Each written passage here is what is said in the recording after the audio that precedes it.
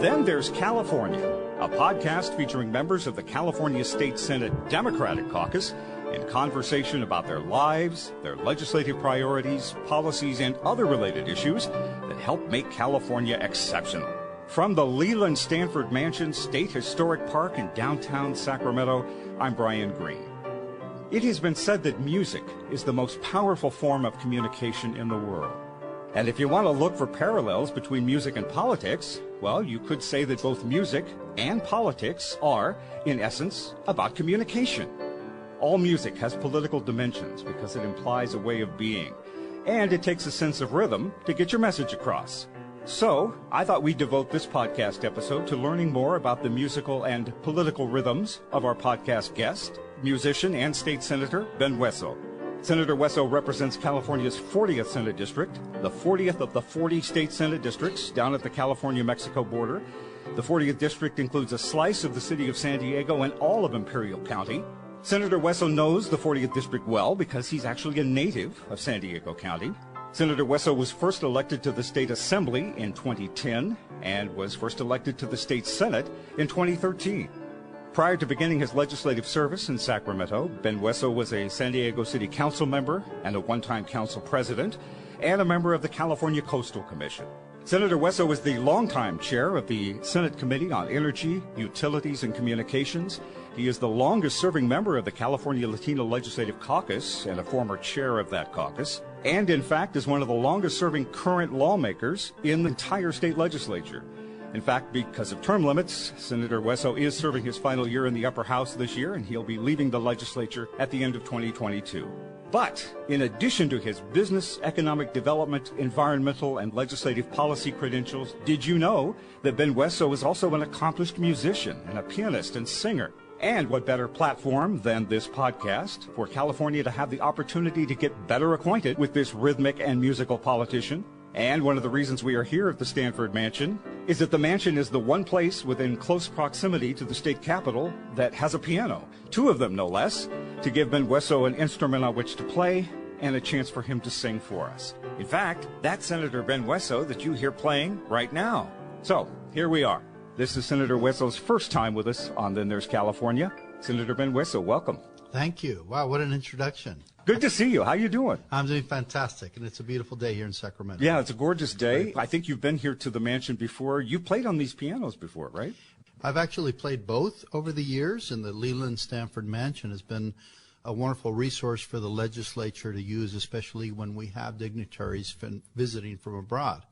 So it's been my pleasure to entertain them as they have come here and actually have a chance to play the piano for them as well. When did you become a musician? When did you discover an affinity for playing and singing?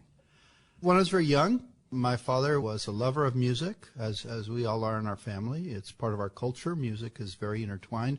We come from a part of Jalisco that's famous for music and musicians. Some of the most accomplished composers and musicians of Mexico come from the region that my family comes from. So my dad got a chance to be raised among these interesting people that have given so much to Mexico's cultural history. And so we were raised with that. And so for me personally, I was just raised loving music, every kind of music. My father even had Nat King Cole albums and the Beatles and ABBA. I was raised listening to everything, and it was a universal musical taste. My father had an eclectic taste. He liked all music, and I inherited that love for all kind of music. I love gospel and country and rock and almost every genre. I think music is a wonderful way to transcend cultures and communities and bring people together around just beautiful sounds. Did music ever become close to being a career for you? How did you wind up taking the other fork in the road and going into politics and not music? Did you just not want to play the coffee houses and the nightclubs and things, or what? It never entered my mind that I would ever pursue a career in music. I think at a very young age I was headed somewhere else. But what I can say about music and my own, educational pursuits and career pursuits, music opened up so many doors to meet some of the most interesting people. I actually met some people while I was just playing the piano, and they came and were listening to me play and introduced themselves. And I had the chance to share the stage with lots of very interesting musical personalities, and that just opened up so many doors, and it's been just a source of, for me, personal relaxation, personal inspiration. It's helped me through difficult times in my life when I'm either stressed out or going through a hard time. Music has always been that place for me to kind of go off into a different place and just, express myself. Personally, it's more been of a personal pleasure. In fact, for many years, people didn't really know I played or sang because it was just something that I kept to myself. Well, I had heard stories of different events where legislators were, and Senator Hueso played the piano. People were so complimentary of your music. So I'm glad we have this opportunity to hear what you have to play and can sing. First, let's talk about your family. Let's go back a few years to your family coming over from Mexico and you growing up in what is now the 40th Senate District in San Diego County. Tell us about your family. My family comes from Jalisco, Mexico, a place called Tecalitlan, southern Jalisco, and my father came to San Diego in 1949. Literally, he almost was unable to read or write his own language. He never went to a former school. He was 19 when he arrived, and first thing he did, get a job, and second thing he did was enroll in school. He eventually got an associate's degree from San Diego State in social work, and he became a social worker. And the year he graduated from San Diego State, I was actually born. I was his 8th child. He ended up having 9. But I just think it was amazing that my father, while raising a family and having a job in the evening working in the restaurant industry, and we're having a job during the day as a social worker and still going to college, aspiring to get that social worker degree. He was working in an actual nonprofit at the time, and eventually he came to run the Barrio Logan neighborhood house. And so he was very involved in helping people in the community, helping them to get access to jobs, food, education. He just was a very integral part of our community. And he came to be a person that I really admired, and I eventually followed in his footsteps and starting my own business and eventually getting involved in the community and helping the people of my community as well. It was just one of the most wonderful things I ever did. Well, I know education for you in your life has always been a priority as a public policy, but talk about your early education. And I know, as you say, your dad and I think your mom too came to California, to the United States with minimal education, but they promoted this education for you and your family. So I assume you realized early on how much of an equalizer education was in general, but particularly to the Latino community, right? And my parents were very spiritual, very religious. That's why I attended a Catholic elementary school and a Catholic junior high, and eventually I went to a public high school, Point Loma. And you have a story about the nuns that came to your door. They were looking for students for their high school. Every year the nuns would knock at the door just to re-sign all the children. And the year that I graduated, they didn't come around anymore, so my parents forgot to sign me up for high school. So my sister, which is a year older than me, actually signed me up to go to Point Loma High School because that's where she was going. And that's why I went there. And a lot of people ask me, why'd you go there? Why didn't you go to San Diego High? And I said, well, my sister signed me up at Point Loma. Well, then you graduated from Point Loma, and actually your sister was then also integral, including, I think, with a volunteer, somebody at San Diego State, who helped you get into college at UCLA. Yes, there was an actual volunteer. He was a San Diego State student by the name of Martin Ortega. I still remember him. You know, you don't forget people that made a huge life-changing impact. He was one that donated his time to help me sign up for college. And he just said, where do you want to go? And I said, I want to go to UCLA. I visited UCLA when I was very young, and I just decided this is where I want to go. And I just applied there. I got accepted there, and that's where I went. It was just one of the most amazing things I ever did in my life. I really felt when I went to UCLA, coming from a low-income neighborhood, from a large low-income family, I think we were the only people in our block that eventually ended up graduating from college. Very few even graduated from high school. Mm-hmm. And so it was an amazing thing to get to this world-class university and actually feel like I was somebody that was part of this community and that I was a very important part of it. And it did enormous things to not only help me learn, but also help grow my self-esteem. And that's when I started to become a little more proud of my roots, my family roots from Jalisco, and I started to learn the music of my father and my grandfather. And I started learning the songs. I joined a mariachi, and I learned to play an instrument called the vihuela.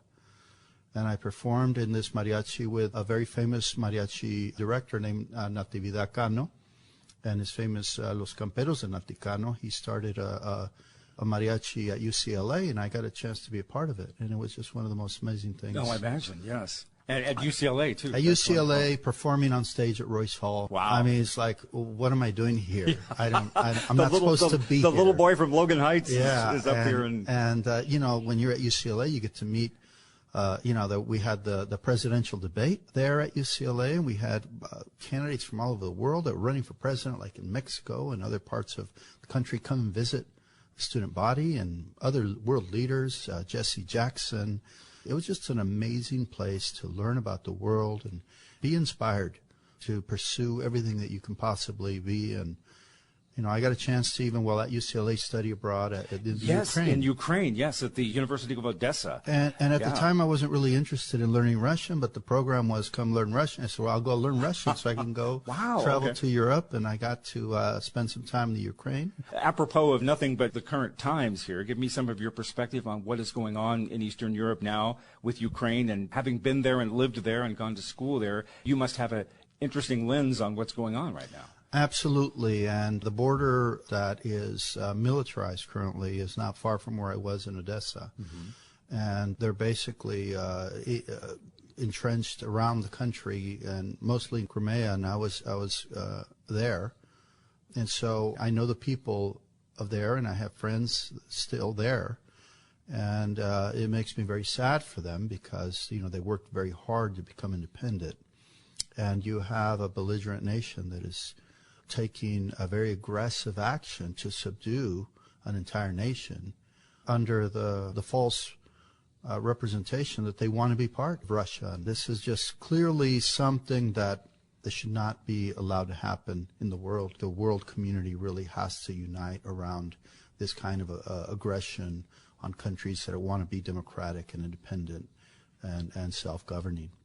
From UCLA to Odessa, now let's come back to California, San Diego County. Tell us about the 40th District. You were born there, you grew up there, you didn't look at it as the 40th District, it was home to you. But tell us about your district here circa 2022.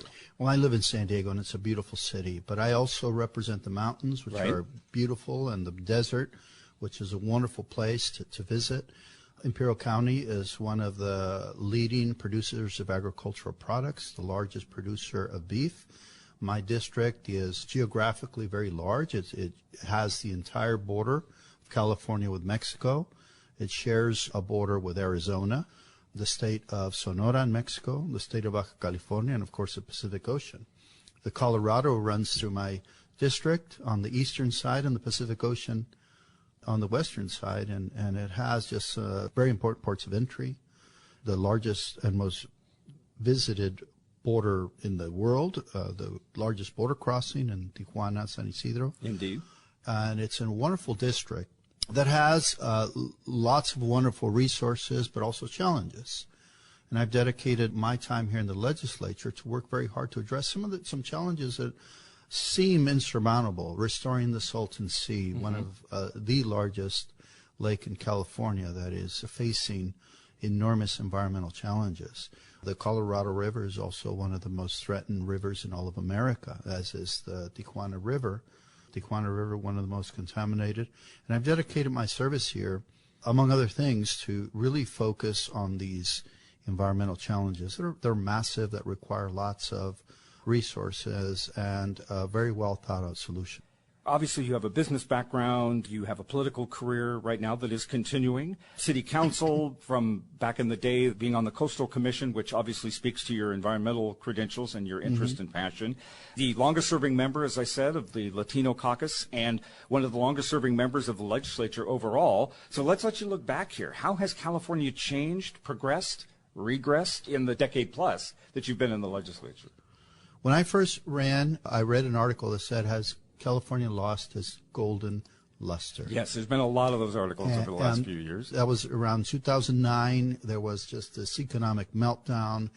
There was just lots of fiscal problems with the state, underfunded pension. There was just like the state owed money to all the schools around the state. It was just like everything that could possibly go wrong was going wrong. And when I ran, one of the things I was able to do in San Diego was correct some bad budgeting that had happened over some decades.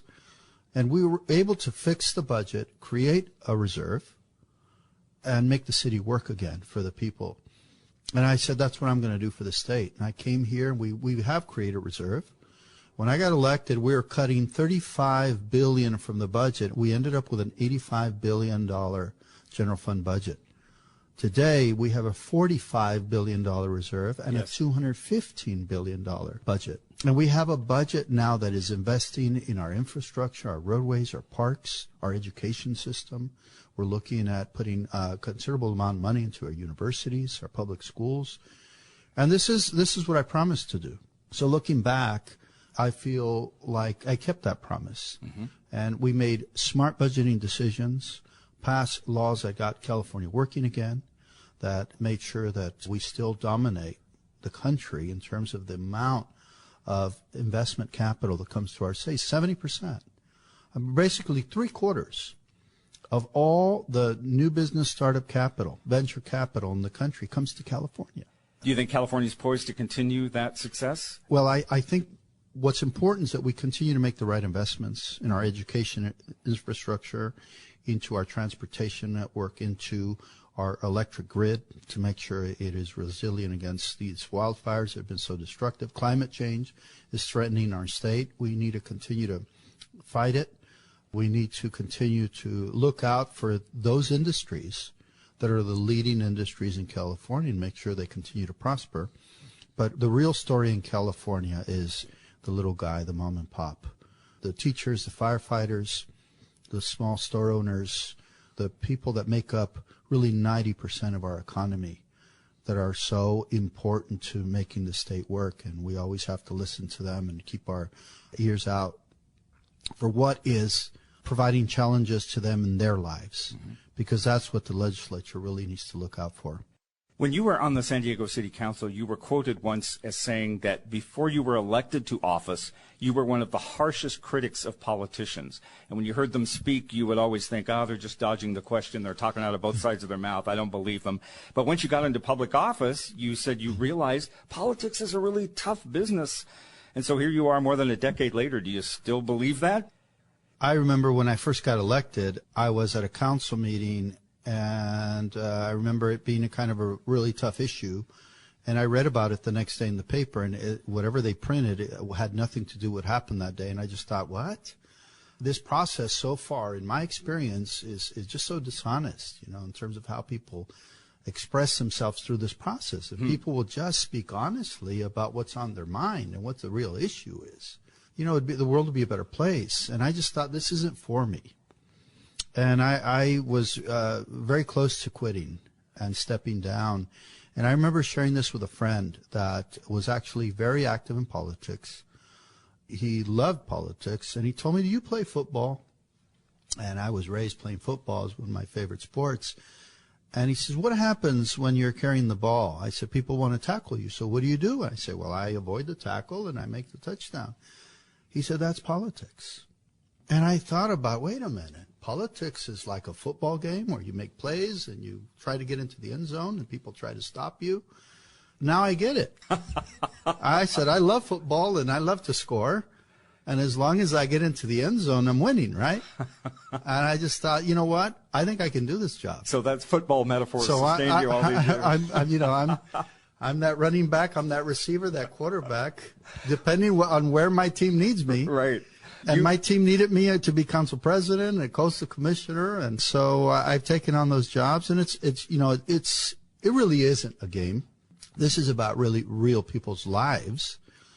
But when you look at winning, it's about making sure you not only play very hard and you work very hard, but you also play by the rules. Very important, because good sportsmanship is essential to any good endeavor. And I've learned that as well. And that's something that took some time to learn. But once I did, I think I was able to take on some of the most challenging issues with this belief that I can get it done.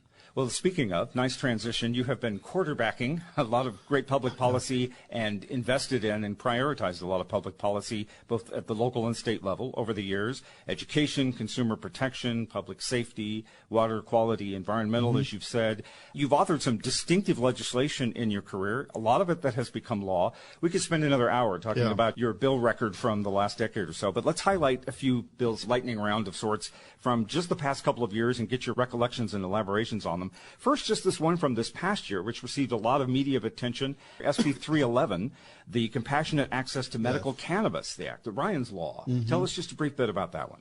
Ryan's Law will allow a patient who is in hospice to receive a marijuana treatment to help with pain. There was a personal experience that I had with a friend, Mr. Bartel, whose son spent the last days of his life basically doped and unable to be conscious, and time to spend the most important time of his life with his family.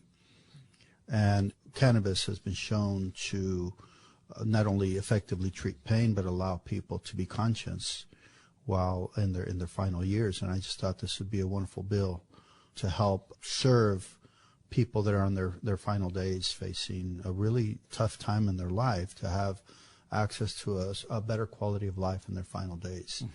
COVID interrupted the first bill that I introduced, and I just thought I have to bring it back, and we passed it, and the governor signed it, and it was just a big victory, I think, for really the family unit. Anyone that has a loved one that's suffering from, let's say, cancer in their final days, that they could spend their final days conscious and engaging with their family and communicative and enjoying at least some part of their final days. That's great to hear about. From your purview as chair of the Senate Utilities Committee and Energy Committee, you authored from the last session, previous to this last year, the Consumer Call Protection Act, SB 208.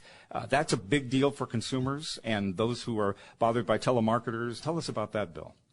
And that was a bill that was designed to reduce the amount of robocalls coming in your phone, and these calls are really intended to defraud the person that answers of their money. I mean, a lot of theft and fraud has been transferred to the telecommunications area, and I thought telecommunications companies could do a little bit more to protect the caller. I mean, they're paying a bill.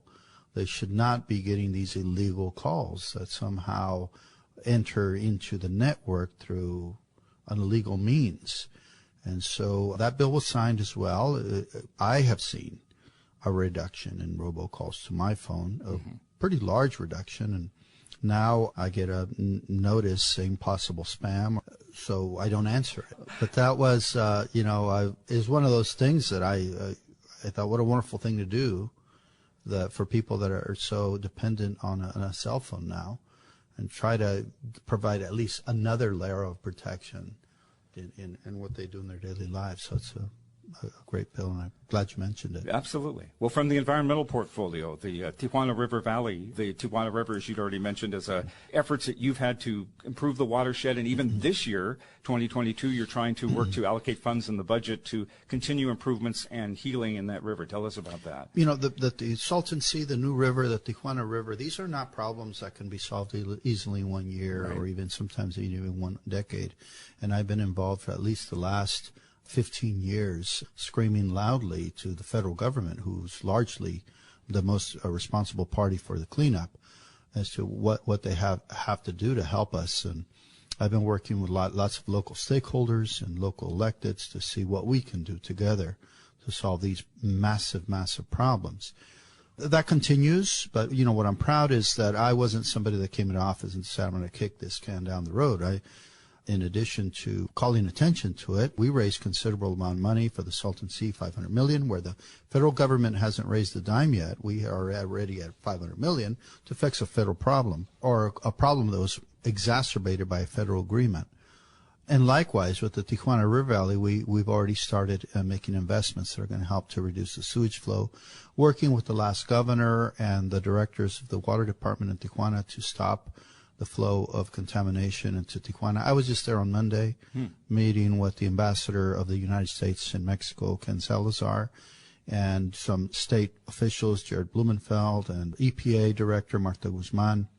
And they were actually there in Tijuana, in one of the canyons, Los Laureles Canyons, talking about it's time we clean this up and start making the necessary investments to stop this flow of sewage into the United States. I've never attended a meeting of the sort, so it gives me great hope that this enormous attention that's come to this problem means that there'll be a very big solution very, very soon. You having that kind of meeting reminds me of the work that you have done to promote bilateral affairs and relations with California and Mexico, and by extension the United States. And considering your district lies at the border of U.S. and Mexico, describe how key that relationship is in the past, now, and going forward. Mexico is California's largest trading partner. More than any other entity, California trades with Mexico. So I thought it was very important, given my background as a descendant of a Mexican family and also in economic development. I thought this is an important issue. Reducing border wait times is also very important to the people of my district because they cross that border quite often. The economy is very integrated. California and Baja and Sonora economy, they're very integrated, and they become almost the same economy. Just because there's a border there doesn't mean that they're not intertwined and interdependent.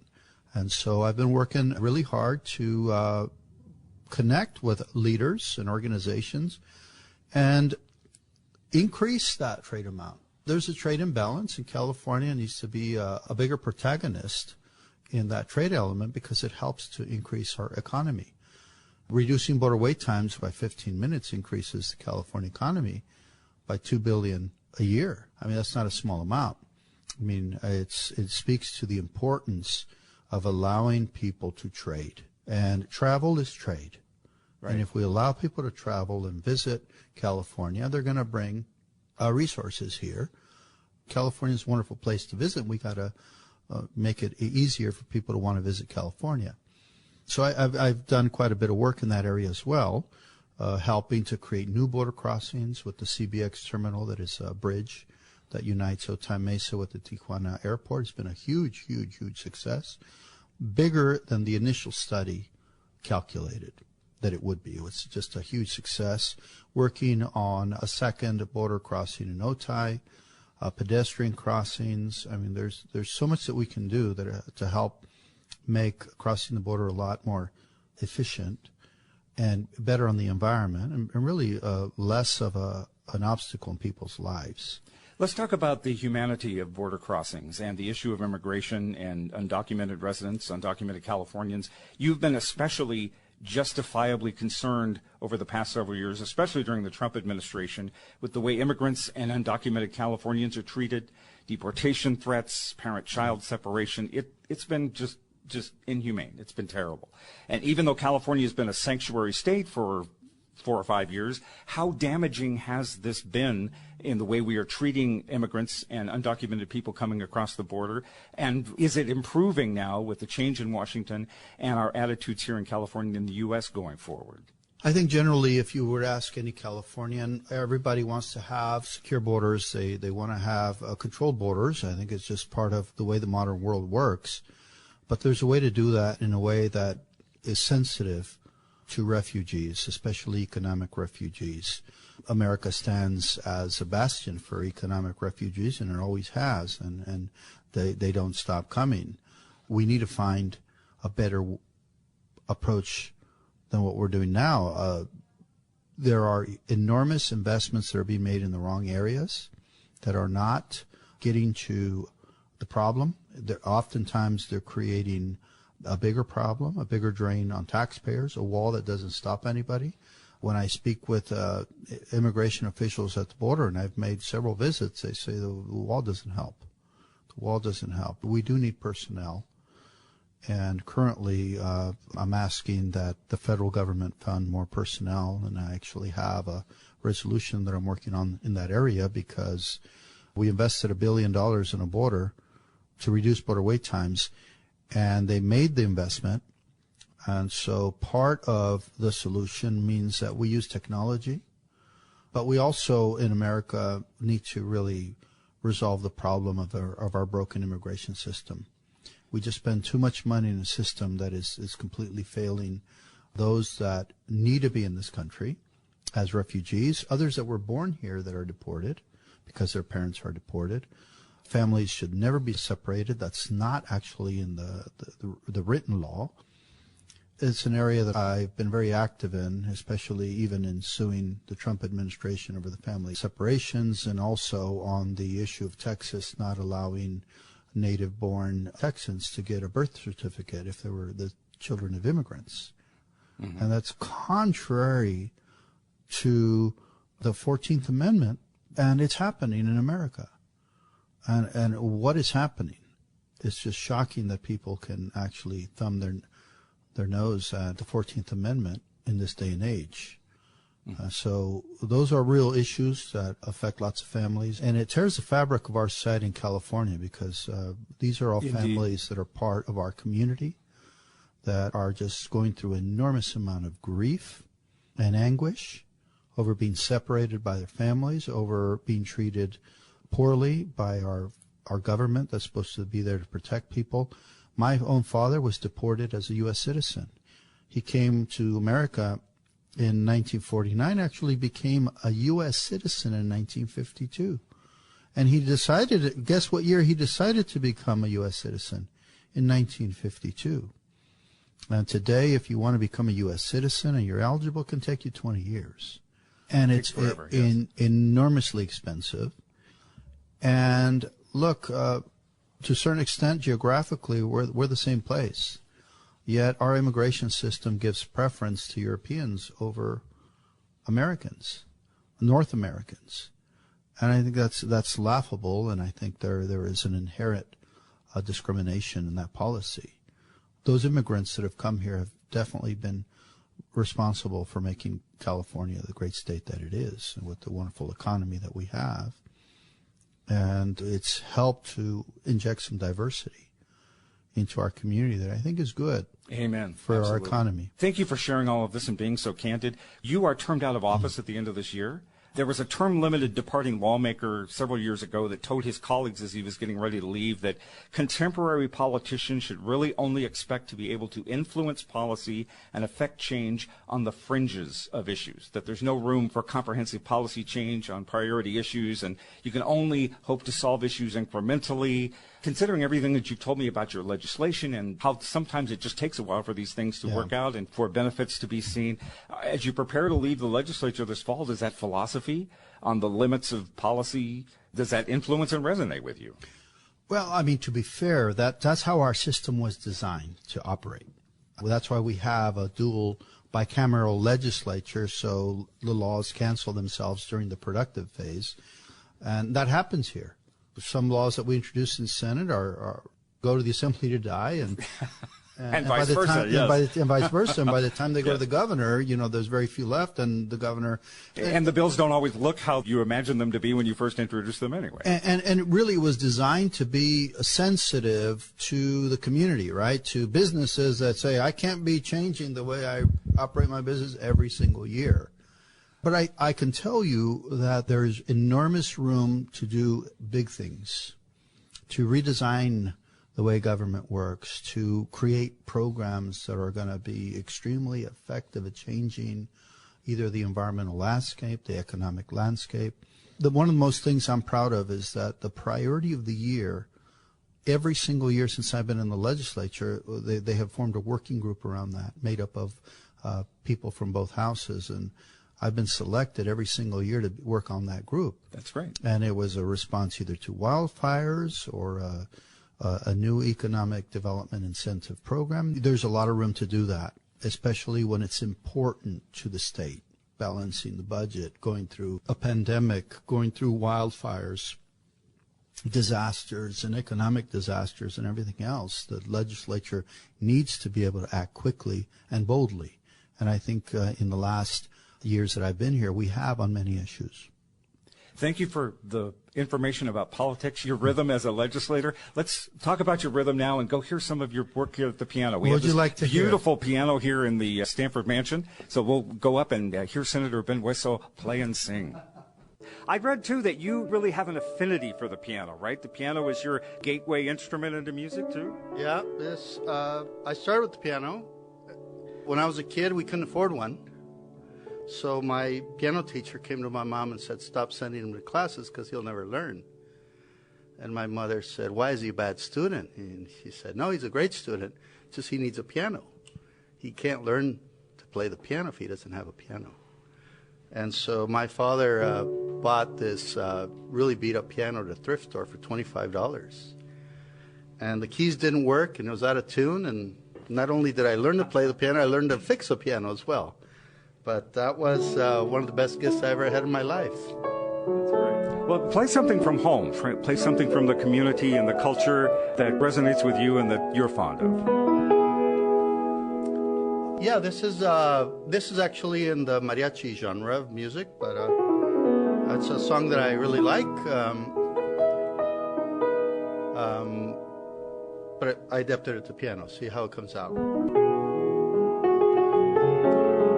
A love song.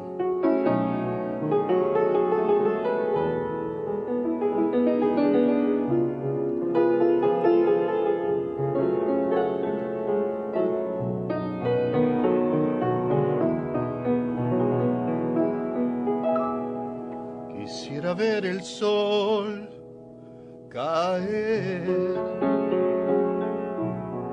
con la luna y las estrellas y en tus ojos renacer el mañana. Yo quiero ver, quiero calmar esta sed de tenerte entre mis brazos, de mirarte y no poder derramar la miel de mis labios. Como Dios manda las nubes con el viento, la pradera, el ave a su nido, el mar junto a la arena, como Dios manda, el hielo con el frío, así yo lo deseo, estar siempre a tu lado, vivir siempre contigo. Como Dios manda, las nubes con el viento, la flor en la pradera, el ave a su nido, el mar junto a la arena. Como Dios manda, el hielo con el frío, así yo lo deseo, estar siempre a tu lado, vivir siempre contigo.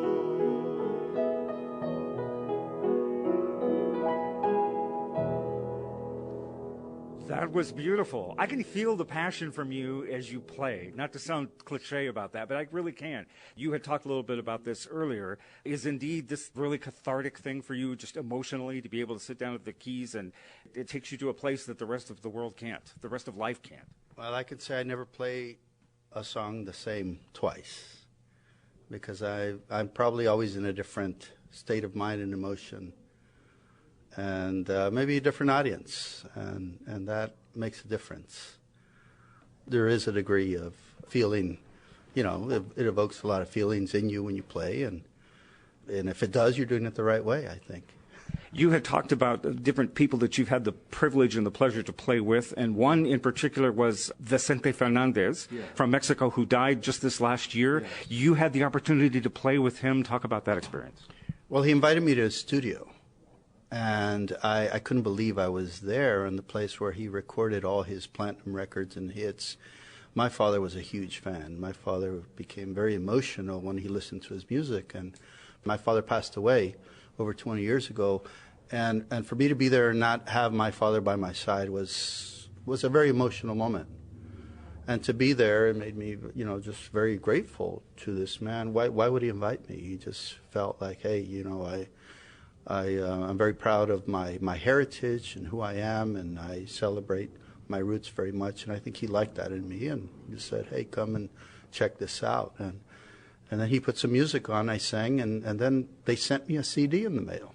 And I just couldn't believe that. That was just one of the greatest experiences of my life, especially being in the presence of somebody that meant so much, not only to me, but my family, Do you have anything off the top of your head that he did that you know well, or something that you accompanied him with when you met with him? Let's see, that I play here on the piano.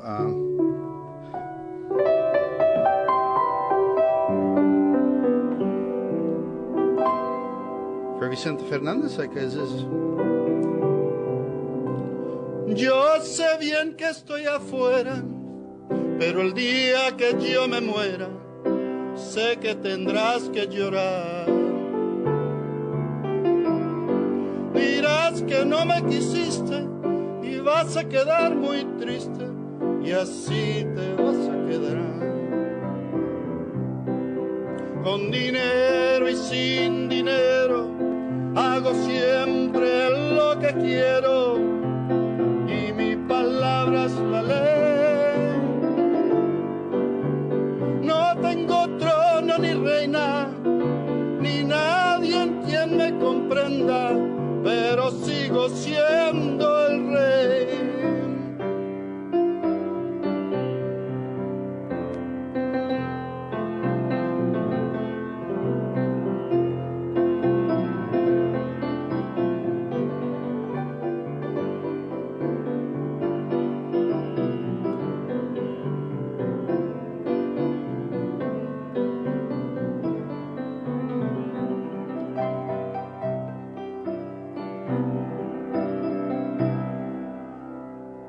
Un arriero en el camino me dijo que en el destino no hay que saber llorar, rodar y rodar.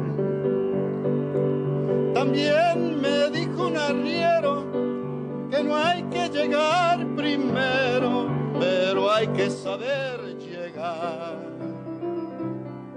Con dinero y sin dinero, hago siempre lo que quiero, y mi palabra es la ley.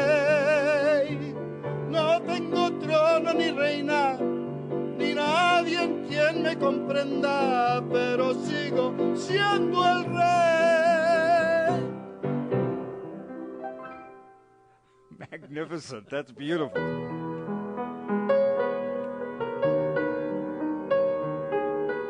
Frank Sinatra's My Way. Perfect way to end this. Ben Hueso, thank you very much for your time, for your music, for your chance to hear some of your stories and your candid words, and thank you for joining us here on Then There's California. Best of luck. Thank you very much. What a great interview. And that wraps this edition of Then There's California. We're a production of the California State Senate Democratic Caucus, with technical assistance and production support from Martin Ashley, Bob Brulte, Brian Shadden, McClina Woods, Lisa Murphy, Sora Farfan, the graphic design talents of Tim Davis, and a special thanks this time around to Casey Hayden, the director of the Leland Stanford Mansion, and to the folks at California State Parks for letting us have access to this beautiful and historic home to chat and play some music. And on behalf of State Senator Ben Hueso from the historic Leland Stanford Mansion in Sacramento, I'm Brian Green. Thanks for listening to Then There's California.